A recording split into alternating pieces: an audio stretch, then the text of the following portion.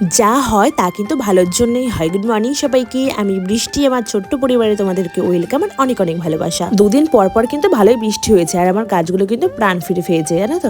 এই যে দেখো সকাল সকাল চলে এলাম ছাদে, এই যে বাসি জামাকাপড় ছিল সেগুলো মেলতে।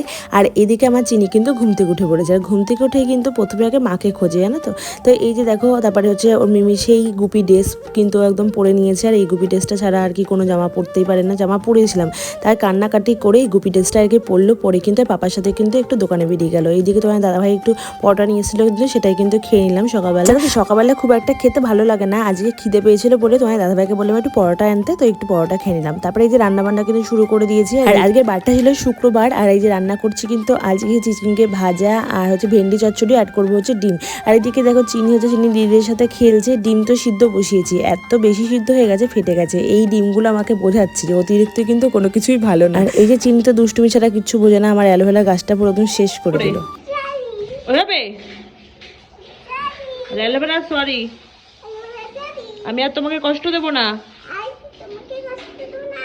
মনে থাকবে তাহলে। জানো তো চিনি না সরি বলতে খুব কষ্ট হয়, সচরাচর কিন্তু চিনি হট করে কিন্তু সরি বলে না। আর সত্যি বলা উচিত না সবাইকে সরি, ভুল করলে অবশ্যই সরি বলা উচিত, আর যখন তখন তো সরি বলা উচিত না। আর এদিকে চিনি একটু দুষ্টুমি করেছিল, চিনিকে বললাম একটু সরি বলতে, আর বলতে প্রথমে চাইছিল না, আমি একটু ব্ল্যাকমেল করলাম তবেই কিন্তু সরি বলে। এই যে আলতা পরবে এখন, ও আলতা দিয়ে মেহেন্দি পরবে, তো এই যে আমাকে এখন পরিয়ে দিতে হবে, ওর জন্যই কিন্তু সরিটা বললো, নাহলে কিন্তু ওকে অনেক রিকোয়েস্ট করার পরে তারপরে কিন্তু বলে। তারপরে এদিকে দেখো ওনাকে এখন আলতা পরিয়ে দিচ্ছে, আর কি যে গান করছে তোমাদেরকে শোনাতে পারছি না ওর গানটা, তোমরা হয়তো হাসবে ওর জন্য। দেখো না কত নাটক করছে।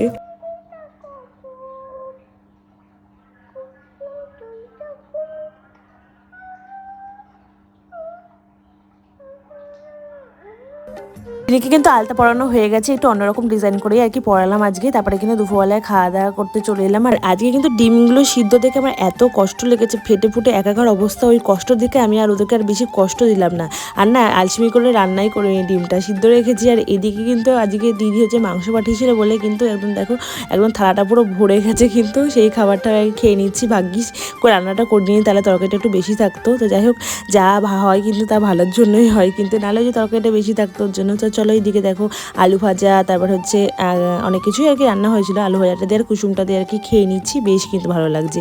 তো চলো খাওয়া দাওয়া তাহলে সেরে নিই। আর তোমরা আগে দুপুরবেলা কী দিয়ে খেলে অবশ্যই কমেন্ট করে বলো। Tata bye.